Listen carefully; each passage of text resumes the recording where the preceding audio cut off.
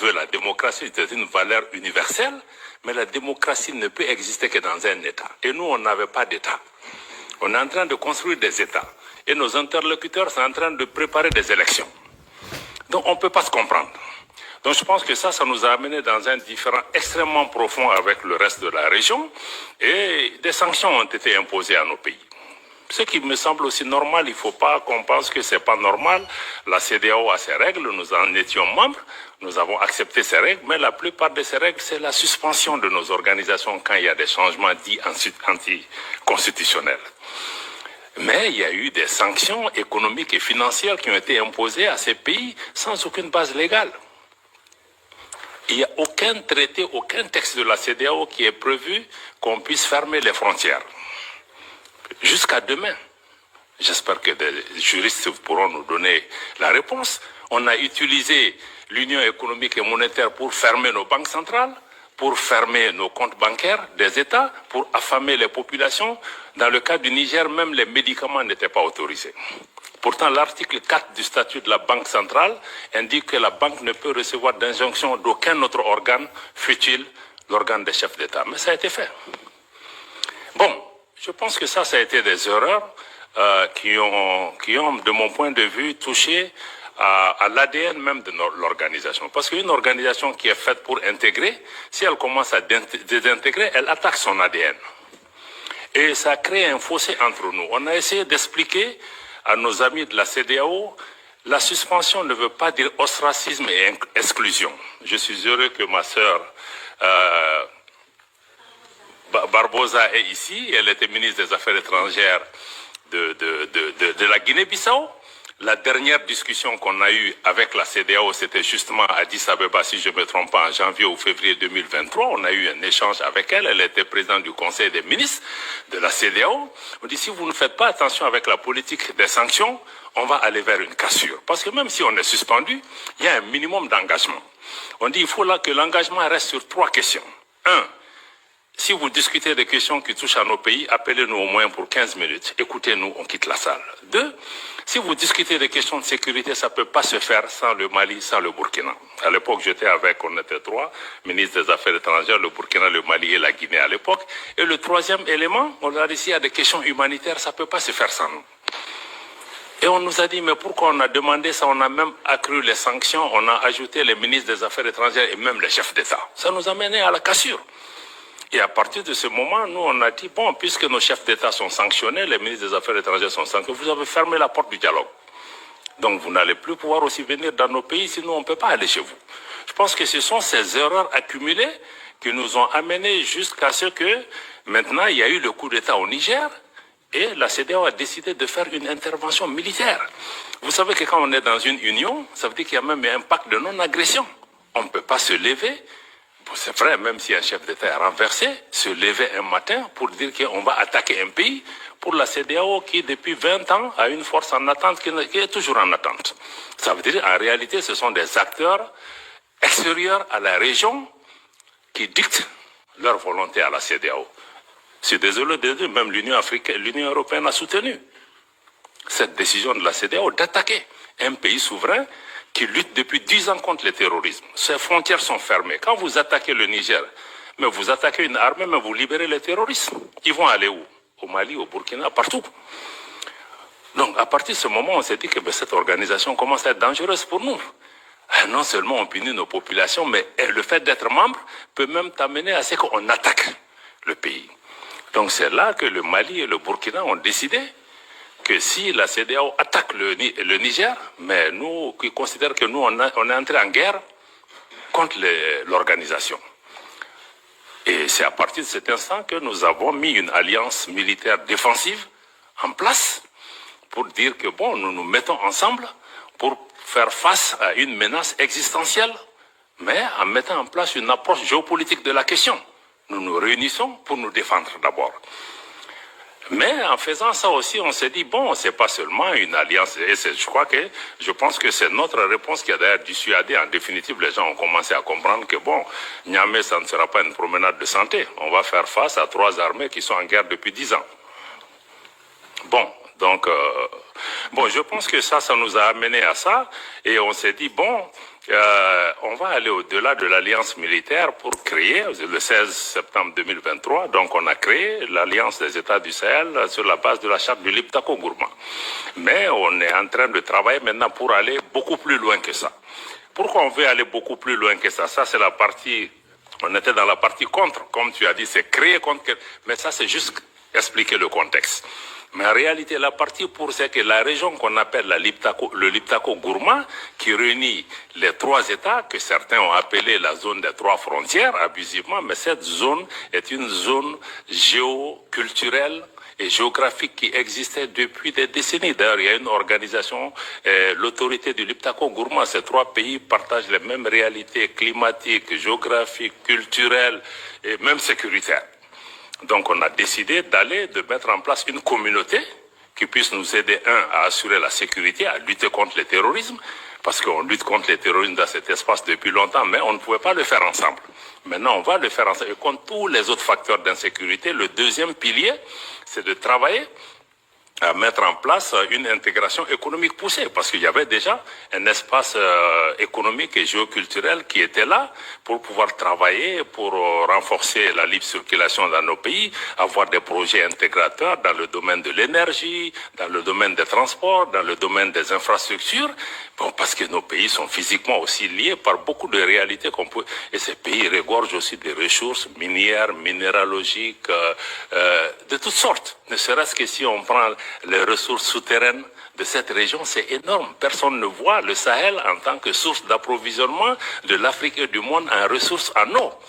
Parce qu'on voit que l'aspect désertique. Donc, je pense que ça, il y a l'aspect intégration économique sur lequel nos ministres des Finances et les ministres en charge du développement ont travaillé pour pouvoir vraiment nous rapprocher davantage. Et le troisième, c'est vraiment travailler ensemble pour que nos pays parlent d'une seule voix, avoir une action diplomatique coordonnée. Donc, si on dit donc cet espace économique-là sur lequel on est en train de travailler, je pense que c'est extrêmement important de regarder. Nos ministres en charge des affaires étrangères ont recommandé au chef d'État d'aller même vers une confédération. C'est-à-dire que une confédération en prélude à une fédération des trois États, qui se fera par étapes. Pourquoi nous proposons ça? Parce que nous, nos pays, je dois le répéter, la première réponse était peut-être contre quelque chose, mais quand on a commencé à exister, beaucoup ont dit, même la CEDEAO, les premières réactions, quand on a signé la charte du Liptako Gourma, c'est que ces pays veulent casser la région. Ils veulent diviser, ils veulent attaquer l'intégration africaine. Mais le Mali, le Burkina, quand vous regardez nos leaders historiques de Modibo Keïta au Thomas Sankara jusqu'à aujourd'hui, mais ces pays restent fondamentalement engagés pour l'intégration africaine. L'article 180 de la dernière constitution du Mali, adoptée l'année dernière, réitère l'attachement du Mali à abandonner tout ou partie de sa souveraineté pour réaliser l'intégration du Mali, de l'Afrique, avec tout État africain. Donc pour nous, notre engagement pour l'intégration et l'unité et l'idéal panafricain reste intact, mais nous trouvons que certaines de ces organisations, de notre point de vue en tout cas, n'incarnent plus cet idéal. Et que nous, il nous faut, à travers l'Alliance des États du Sahel, proposer une alternative. D'avoir une organisation, qui ne soit pas pilotée par l'extérieur, une organisation qui ne devienne pas un danger pour ses membres, pour ses populations. Comment on peut travailler à rapprocher nos populations en mettant en place une autre façon de faire. Je pense que c'est là où il me semble être important que vous compreniez, qu'on soit pour la CEDEAO, pour l'UEMOA ou... Comprenez qu'avec l'AES, il y a une nouvelle donne géopolitique qui est là. Que vous l'aimez, que vous ne l'aimiez pas, peu importe. 2. Pour nous, le sort de nos pays ne va pas se décider à Bruxelles, à Paris, à Washington ou à Londres. Ça se décidera à Bamako, à Ouagadougou, à Niamey, etc. Donc cette réalité géopolitique est là, il faut la suivre. Il faut regarder ce qui est en train de se passer. Bon, naturellement, nous partageons le même espace que la CEDEAO, l'UEMOA, d'autres pays qui sont des pays voisins, des pays frères. On est des peuples frères. Avec le Bénin, nos pays, mais on vit ensemble, on va partager cet espace. Donc il va falloir qu'on discute des modalités de vivre en commun. Et je pense qu'il faut le dialogue. Je pense qu'Emmanuel a insisté sur ça. Il faut le dialogue. À mon avis, le dialogue est important. C'est ce que nous-mêmes nous avions demandé avant d'être sanctionnés. Donc on ne peut pas être... On est ici... C'est la première sortie pour nous, États membres de l'AES, en dehors de l'Afrique. Donc ça veut dire que nous sommes prêts, sinon on aurait pu vous dire que venez parler en Afrique avec nous. Mais si on est venu, c'est qu'on est ouvert, on veut que vous lisez la dynamique de l'AES à travers nous et non à travers des personnes qui sont mandatées ou qui ne sont même pas mandatées, qui analysent notre région, qui parlent en notre nom. C'est pourquoi on est là. Donc c'est vraiment dommage parce que moi je crois que beaucoup refusent le dialogue.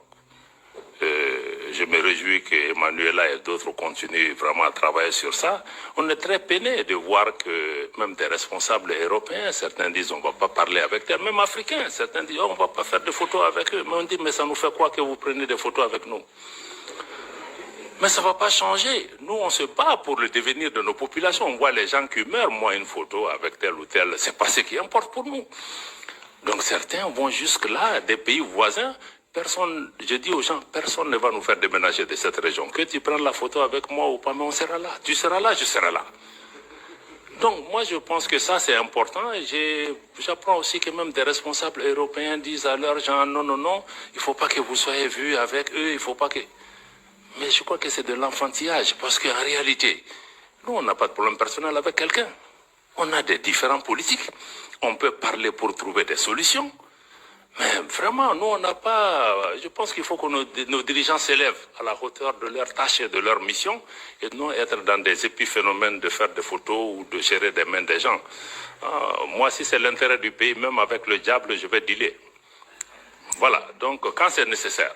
Donc je pense que ça me semble être... Ça me semble être important, voilà, donc du point de vue de l'AES, je vois que c'est ce qu'il faut que vous compreniez. Il y a une dynamique qui est en cours. La CEDEAO va continuer son parcours. On va se parler. On va identifier des moyens de coexistence passive. Surtout, ce qui est important, c'est comment travailler pour pouvoir préserver l'intérêt de nos populations qui vivent dans ce pays. Des pays qui sont toujours été fraternels. Je vous dis que nos populations sont en avance sur nous. Tous les problèmes que vous voyez dans la région, c'est entre les dirigeants. Hein? C'est pas entre les peuples. Moi, je vais dans tous ces pays où les dirigeants ne veulent pas nous parler, mais les peuples sont chaleureux avec nous. Donc les populations n'ont pas de problème, il faut que les dirigeants suivent leur population. Voilà, donc pour moi vraiment c'est ça, je vais peut-être laisser le reste pour qu'on vienne vraiment à des questions majeures, mais aujourd'hui l'AES se bat pour ça, pour une gouvernance, améliorer une gouvernance qui réponde aux préoccupations de nos populations. Préoccupation numéro 1, sécuritaire. Sécuritaire pour reprendre en main nos États. Et ensuite créer des modèles de gouvernance qui peuvent être deux, mais il faut une économie, il faut une transformation structurelle de nos économies pour que nos économies profitent à nos populations. Parce que toutes ces richesses qui sont là, nous, au État de l'AES, nous voulons désormais discuter différemment avec ces États, parce que les anciennes puissances coloniales ou d'autres, il y avait des donnes qui étaient là, nous, on n'est plus dans ça. On veut rabattre les cartes pour regarder, on veut naturellement que les partenaires qui viennent gagnent, mais qu'en priorité, nos populations gagnent. Et on sait que les ressources sur lesquelles on est assise nous permettent de discuter d'abord pour que ça bénéficie à nos populations. Si d'autres partenaires en bénéficient aussi, c'est tant mieux. Donc nous sommes dans cette ouverture, réaffirmer notre souveraineté, y compris la souveraineté économique, le contrôle de nos matières premières, qu'on puisse discuter les choses par rapport à ça. Et sur le plan global, nous voulons travailler au niveau pour un monde multipolaire. Un monde où ce n'est pas un club de 2, 3, 4 pays qui contrôlent le monde, mais que les forces politiques, économiques, sociales qui sont apparues dans le monde, que chaque voix compte, qu'il y ait plus d'équité, que la politique de 2 poids, 2 mesures, ça cesse. Qu'on cesse aussi d'instrumentaliser les Africains les uns contre les autres, parce que moi je trouve que même notre différend avec la CEDEAO, c'est d'autres qui nous distraient. On n'en a pas besoin. Donc je vais vraiment attendre les questions pour pouvoir vous revenir, pour dire qu'encore une fois, si l'AES a été créé dans un contexte pour réagir à quelque chose, aujourd'hui nous sommes dans une dynamique de construction d'une intégration régionale, d'une autre approche à cette intégration régionale, une intégration qui de notre point de vue doit être une véritable intégration des peuples et non une intégration d'État ou de chefs d'État. Voilà.